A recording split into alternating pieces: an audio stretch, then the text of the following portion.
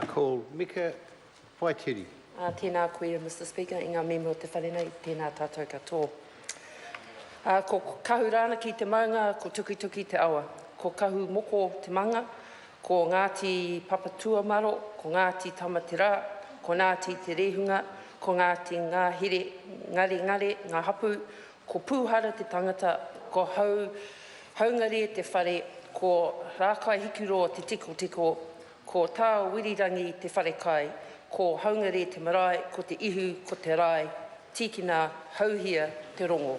Mr Speaker, at 4 a.m. this morning, I rose with my family to join hundreds of my King's people to celebrate the 100-year celebration of the whare tipuna Te Hau Haungaria of Pakipaki, a small settlement just south of Hastings.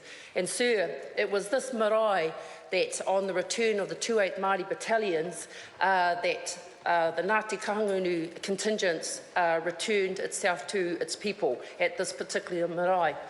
And I know the last commanding chief was the grandfather of my colleague Pēni Henare, Sir James Henare. So I mention that, sir, because our 28 Māori battalion soldiers left from the war for Wellington.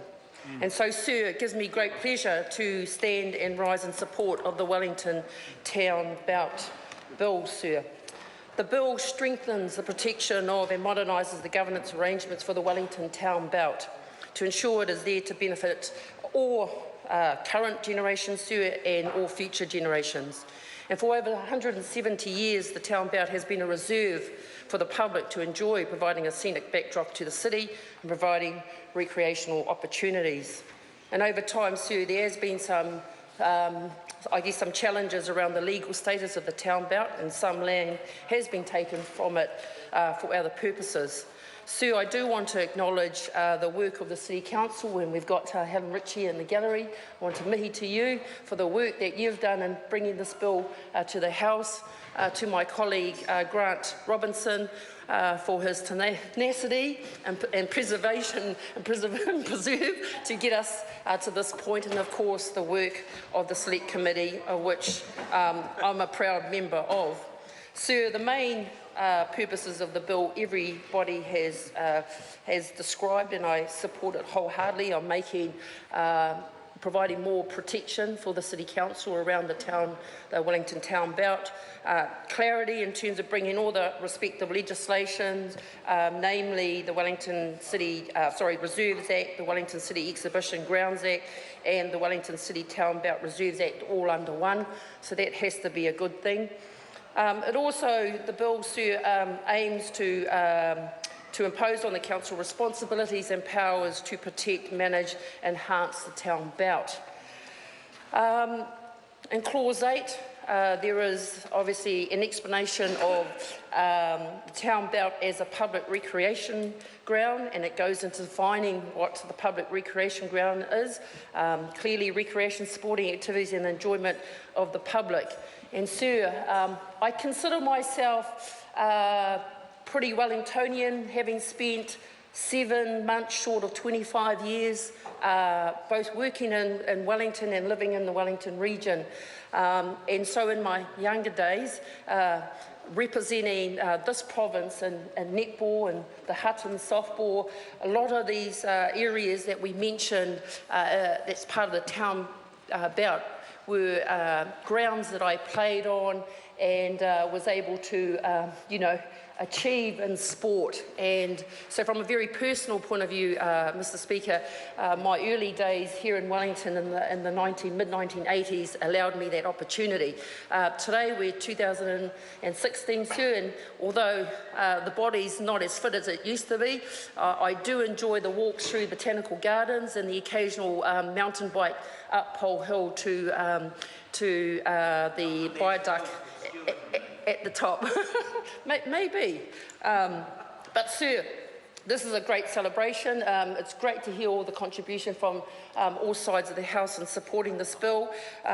of course, the issue around the public works change has been mentioned, and I'm assured that both the council is happy with that, and they will look at addressing any particular concerns through another mechanism.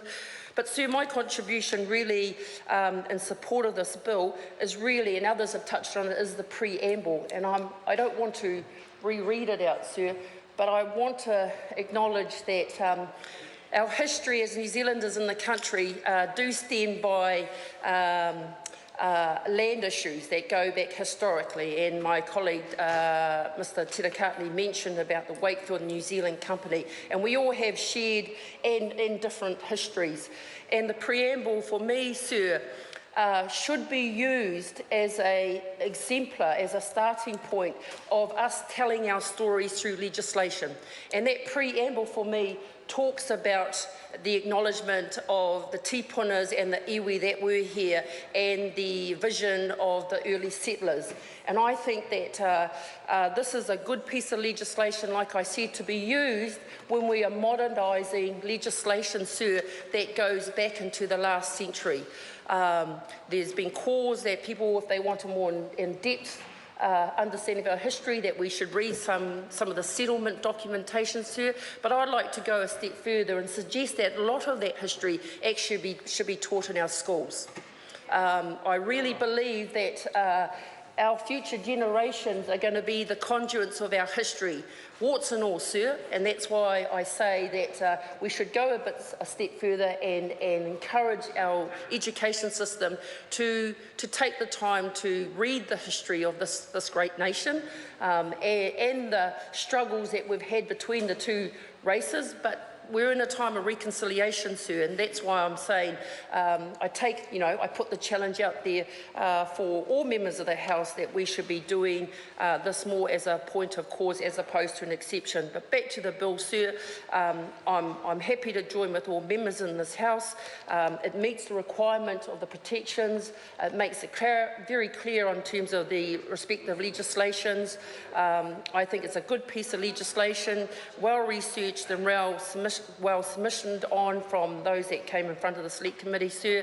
I don't have anything more to add other than to support the core of putting this bill to the House and supporting it at its second reading. Kia ora tātou. Kia ora.